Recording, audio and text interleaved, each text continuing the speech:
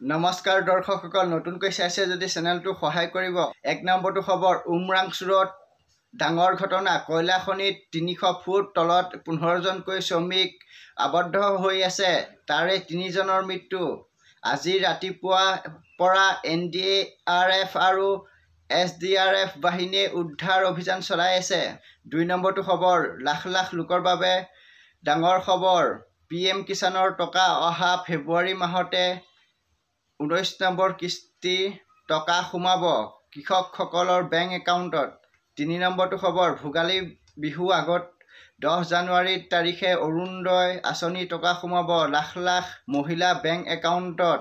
কাৰোবাৰ যদি KYC লাগি আছে ঠিক কৰি লওক। 4 নম্বৰটো খবৰ, মুখ্যমন্ত্ৰী ডাঙৰ ঘোষণা। গাঁওবুঢ়া ওচৰত প্ৰমাণপত্ৰ ঠিক কৰাৰ নামত পইচা লৈছে নেকি বা যিকোনো কামত গাঁওবুঢ়াই পইচা দাবী কৰিছে নেকি? এতিয়াৰ পৰা গাঁওবুঢ়াই পইচা ল'ব নোৱাৰিব। গাঁওবুঢ়াসকলৰ বাবে চৰকাৰে মাহে মাহে 9,000কৈ টকা দিব।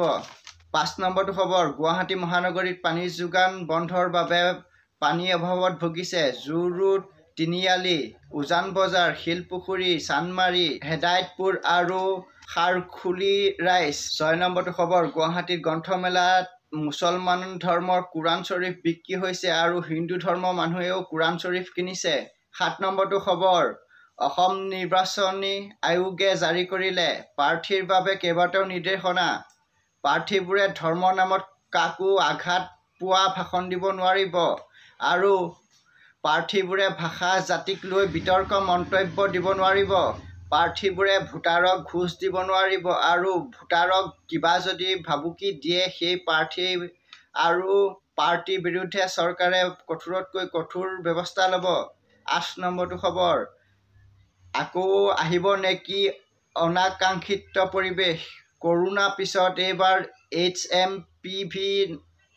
আমাৰ দেশত 10জনতকৈ বেছি HMPV ৰোগী ধৰা পৰিছে। গৰ্ভৱতী মহিলা আৰু দুৰ্বল ব্যক্তিৰ বাবে বেছি চিন্তা।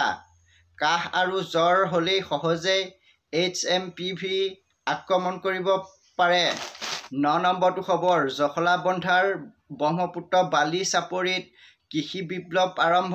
শিক্ষিত বহুকেইজন যুৱক একগোট হৈ 2000 বিঘা মাটিত শাক-পাচলি খেতি কৰিছে। 10 নম্বৰটো খবৰ, কংগ্ৰেছত নিজৰ মাজতে চলিছে সংঘাত ৰকিবুল হুছেইনৰ বিৰুদ্ধে।